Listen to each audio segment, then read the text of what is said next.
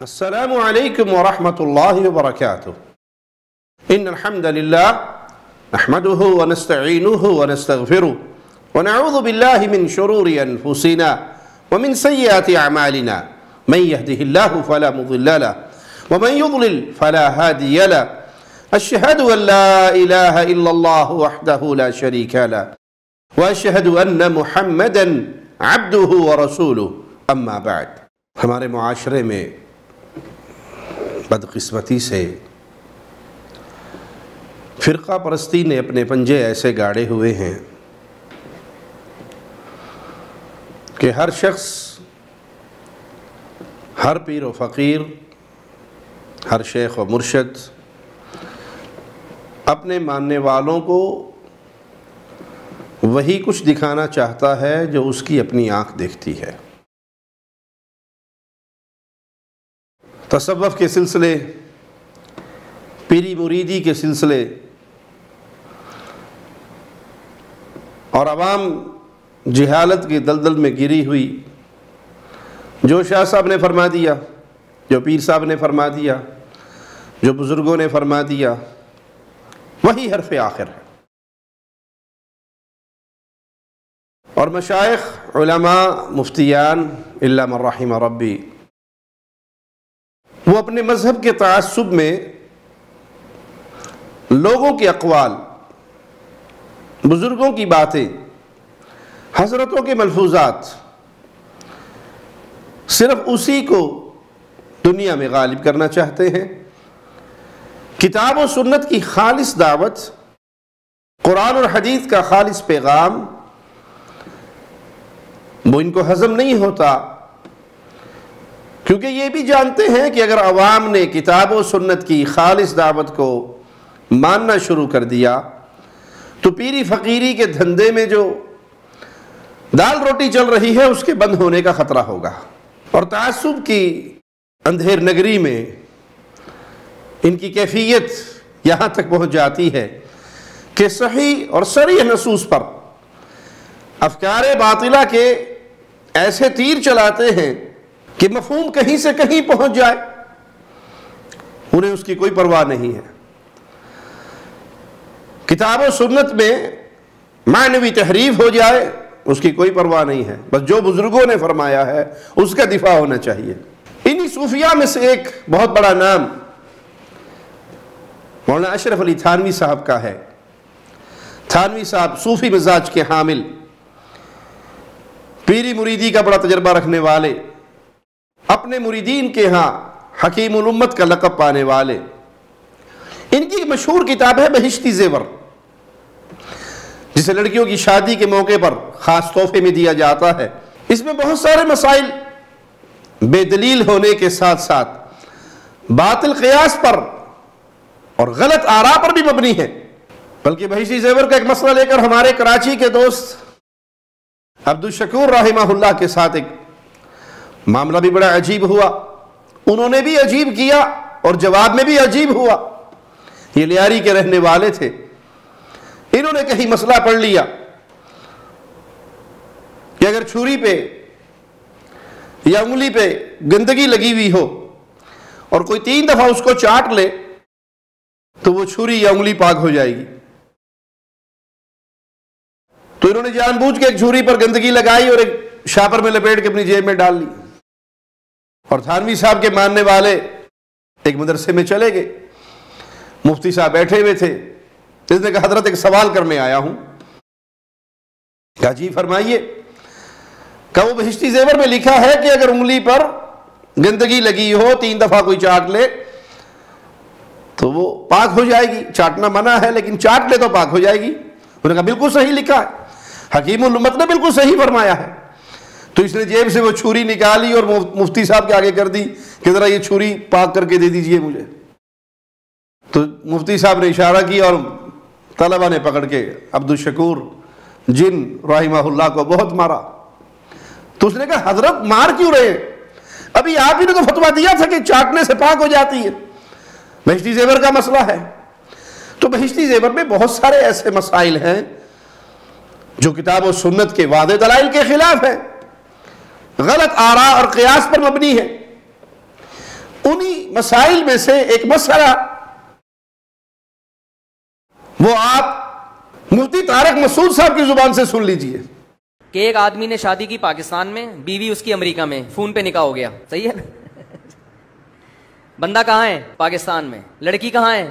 امریکہ میں. واقعی لکھا ہوا ہے ایسے. پاکستان امریکہ کی مثال نہیں ہے لیکن بہت ڈسٹینس پہ ہیں کہ ان کا آپس میں ملنا ممکن ہی نہیں ہے. یہ پاکستان میں رہتا ہے، وہ امریکہ میں رہتے ہیں، نکاح ہو گیا، 1 سال کے بعد بچہ پیدا ہو گیا تو بہشتی زیور میں لکھا ہے کہ یہ بچہ باپ کا کہلائے گا، یہ ناجائز بچہ بولو نہیں کہلائے گا. اور پھر دیکھیے کہ مفتی صاحب کس طریقے سے اس باطل مسئلے کا دفاع کرتے ہوئے حدیث میں تحریف کر رہے ہیں. میاں بیوی ہیں تو بچہ کس کا ہے؟ میاں بیوی کا، بس دیٹس آل. یہ لا ہے، چاہے عقل میں آئے نہ آئے. عقلی لحاظ سے ملنا ناممکن بھی ہو پھر بھی فقہا کہتے ہیں یہ تعویل کی جائے گی، ہو سکتا ہے کرامت کے طور پہ مل گئے ہوں. جیسے سلیمان علیہ السلام کے دور میں وہ بزرگ سیکنڈوں کے اندر تخت اٹھا کے لے آئے تھے نا، تو عین ممکن ہے کوئی جن سیکنڈوں کے اندر اس کو وہاں لے گیا ہو. اگرچہ لوگ یہ باتیں سن کے ہنستے ہیں. اب کوئی مفتی طارق مسعود صاحب سے پوچھے کہ حضرت یہ تو بتا دیتے یہ کرامت کس کی ہے. علامہ اسحاق اللہ ظہیر رحمہ اللہ مرزا قادیانی پر رد کرتے ہوئے اس کا ایک حوالہ بیان کر کے کہتے ہیں کہ مجھے آخری عمر میں ایک بڑی کرامت ملی کہ میں نے شادی کی اور میرے قریبی دوستوں نے منع کر دیا کہ آپ ایسی بیماریاں آپ کو لاحق ہو چکی ہیں کہ آپ شادی کے قابل نہیں، لیکن میں نے شادی کرنی تھی کر لی. اور پھر ہوا یہ کہ مجھے اس عورت میں سے اولاد بھی ہو گئی جبکہ میں شادی کے قابل ہی نہیں تھا. تو علامہ صاحب رحمہ اللہ فرمانے لگے مرزا جی یہ آپ کی کرامت نہیں ہے یا یہ آپ کا معجزہ نہیں ہے، یہ تو آپ کی بیوی کی کرامت ہے جس نے بغیر خاوند کے بچہ دے دیا. تحفہ گولڑا میں لکھتا ہے سارے نبیوں کے معجزے 3 لاکھ، سارے نبیوں کے معجزے 3000، میرے اکیلے کے 3 لاکھ. اور ٹھہر جا علامت، سنو بات نہ کرو، بات کرو گے تو میں اپنی بات چھوڑ دوں گا. تمہارے لقموں کی مجھے ضرورت نہیں ہے. اس نے کہا سارے نبیوں کے معجزے 3000، میرے اکیلے کے 3 لاکھ. میں نے کہا حضرت جی میں طالب علم ہوں، مجھ کو بتلائیے معجزہ کون سا ہے. کہنے لگا سب سے بڑا معجزہ جب میری شادی ہوئی تو میں شادی کے قابل نہیں تھا. جب میری شادی ہوئی تو میں شادی کے قابل نہیں تھا. حکیم نور دین کو پتا چلا، اس نے کہا حضرت جی شادی نہ کرو، فتنے کا ڈر ہے. شادی نہ کرو، اور جانتے ہو فتنے کا ڈر ہے. کہا لیکن میرا معجزہ دیکھو، ابھی 9 مہینے نہیں گزرے تھے بچہ پیدا ہو گیا. میں نے اپنے کتاب میں لکھا، میں نے کہا حضرت جی معجزہ ٹھیک ہے لیکن تمہارا نہیں، تمہاری بیوی کا. تو ہم پوچھتے ہیں کہ مفتی صاحب یہ کرامت کس کی ہے؟ پڑوسی کی کرامت ہے یا بیوی کی کرامت؟ یہ کرامت سے بھی تو پردہ ہٹا دیتے، کرامت کس کی ہے؟ اس مسئلے کا غلط دفاع کرتے ہوئے صحیح بخاری کی ایک روایت سے استدلال کیا جاتا ہے کہ صحابی رسول سیدنا سعد بن ابی وقاص رضی اللہ عنہ وارضاہ نے اپنے کافر اور زانی بھائی عتبہ بن ابی وقاص کی وصیت کے مطابق یہ دعویٰ کیا تھا کہ سمعہ کی لونڈی سے جو بچہ پیدا ہوا ہے وہ میرا بھتیجا ہے، کیونکہ میرا بھائی وصیت کر گیا کہ اس سے میں نے زنا کیا. اور فتح مکہ کے سال سیدنا سعد نے وہ بچہ لے لیا اور کہا یہ میرے بھائی کا بچہ ہے، لیکن عبد بن سمعہ نے کہا کہ یہ میری باپ کی لونڈی کا بچہ ہے اور میرے باپ کے بستر پہ پیدا ہوا ہے، لہذا یہ میرا بھائی ہے. فیصلہ جب رسول اللہ صلی اللہ علیہ وسلم کے پاس آیا تو آپ نے یہ بچہ عبد بن سمعہ کے حوالے کر دیا اور ارشاد فرمایا الولد للفراش وللعاہر الحجر. بچہ اسی کا مانا جائے گا جس کے بستر پر پیدا ہوا، اور زنا کرنے والے کے لیے رجم کی سزا ہے. صحیح بخاری 2053 نمبر روایت ہے. ہم عرض کرتے ہیں کہ یہ حدیث مفتی طارق مسعود صاحب کے لیے دلیل نہیں بنتی، کیونکہ یہاں اس لونڈی کا مالک موجود ہے اور وہ اس کے ساتھ ہم بستر بھی ہوا ہے، اور اس کا بیٹا کہہ رہا ہے کہ یہ میرا بھائی ہے، لیکن بہشتی زیور میں جس مسئلے کا ذکر ہے وہاں شوہر اور بیوی زندگی میں ملے ہی نہیں، ایک مشرق میں ہے ایک مغرب میں ہے، ہزاروں میل دور ہے، نہ ایک دوسرے کو دیکھا، نہ ملاقات ہوئی، نہ ہم بستری ہوئی۔ اور مفتی صاحب بھی تسلیم کر رہے ہیں کہ ان کا آپس میں ملنا بھی ناممکن ہے۔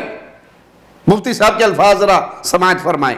یہ چاروں فقہ کی کتابوں میں لکھا ہوا ہے، بہشتی زیور میں تو وہیں سے لیا ہے کہ یہ پاکستان میں اور وہ امریکہ میں، سال نکاح ہوا ہے ٹیلی فون پہ، کوئی ملاپ نہیں، کیسے ملیں گے بھائی؟ سال کے بعد بچہ مارکیٹ میں آ گیا، تو شریعت کیا کہتی ہے فقہ کے مطابق؟ یہ باپ کون ہے؟ اس بچے کا باپ ہے، اس کو ناجائز کہنے کی آپ کو اجازت؟ بولتے کیوں نہیں؟ ہم عرض کرتے ہیں کہ حضرت اس حدیث سے تو یہ بات ثابت ہوئی کہ شوہر موجود ہو اور میاں بیوی کا صحیح تعلق جماع کا وہ ہو چکا ہو، اور شوہر اپنی بیوی پر زنا کا الزام بھی نہ لگاتا ہو اور نہ ہی لعان کی صورت ہو، بلکہ مان رہا ہو کہ بچہ میرا ہے، لیکن اس کے باوجود اگر کوئی آ کر زنا کا دعویٰ کرے تو اس زانی کی بات کو مسترد کیا جائے گا اور شوہر کا بچہ ہی تسلیم کیا جائے گا۔ ان دونوں صورتوں میں زمین و آسمان کا فرق ہے۔ ایک طرف میاں بیوی کا تعلق ہوا ہے، خامند موجود ہے، اور کوئی زانی آ کر اعلان کر رہا ہے کہ یہ میرے زنا سے پیدا ہونے والا بچہ ہے، اور دوسری طرف میاں بیوی مشرق و مغرب کی دوریوں پر ہیں، ایک دوسرے کو دیکھا نہیں، ملاقات ممکن نہیں، اور ادھر بیوی کے بستر پہ بچہ پیدا ہو جاتا ہے، تو حضرت جی فرماتے ہیں کہ کسی بزرگ کی کرامت سے ہوا ہوگا یا کسی مفتی کی کرامت سے ہوا ہوگا، یا کسی نہ کسی کی کرامت سے ہوا۔ تو ہم عرض کرتے ہیں حضرت ہمت پیدا کیجئے، اہل الحدیث سے سبق سیکھیے کہ معصوم عن الخطا صرف محمد رسول اللہ صلی اللہ علیہ وسلم ہے۔ آپ صلی اللہ علیہ وسلم کے بعد کوئی معصوم عن الخطا نہیں۔ اگر کسی نے کوئی بات غلط لکھ دی تو ہمت جرأت پیدا کر کے اسے غلط مان لیجئے، کیا بگڑے گا؟ ارے بھائی، خود امام ابو حنیفہ رحمہ اللہ رحمتا واسعہ، اہل السنہ کے امام، ہمارے امام، وہ اپنے شاگرد سے کہتے ہیں کہ میری ہر بات نہ لکھو، مجھ سے پوچھ پوچھ کے لکھو کہ یہ فتویٰ میں نے کس دلیل کی بنیاد پر دیا ہے۔ میں آج کوئی فتویٰ دیتا ہوں، اس کے خلاف دلیل پالوں تو رجوع کر لیتا ہوں، اور امام صاحب کے کتنے مسئلوں میں رجوع ثابت ہے۔ تو آج اس کے بعد کوئی آنے والا، کوئی مولوی صاحب، کوئی شیخ صاحب، کوئی حکیم الامت صاحب، کوئی بزرگ ہستی، اگر ان کے قلم سے کوئی غلط مسئلہ لکھا گیا تو تسلیم کر لیجئے کہ انسان غلطی کا پتلا ہے، لیکن اس کے دفاع میں آپ احادیث کو تعویل کے ذریعے ایسا مفہوم پہنانے کی کوشش کریں کہ آپ کے بزرگ کی بات ٹھیک ہو جائے، تو جب تک اہل الحدیث زندہ ہیں آپ کا یہ خواب کبھی شرمندہ تعبیر نہ ہوگا۔ اقول قولی ھذا واستغفر اللہ لی ولکم ولسائر المسلمین فاستغفروہ انہ هو الغفور الرحیم۔ ہر لمحہ قرآن اور سنت کا ترجمان، فضیلت الشیخ توصیف الرحمان۔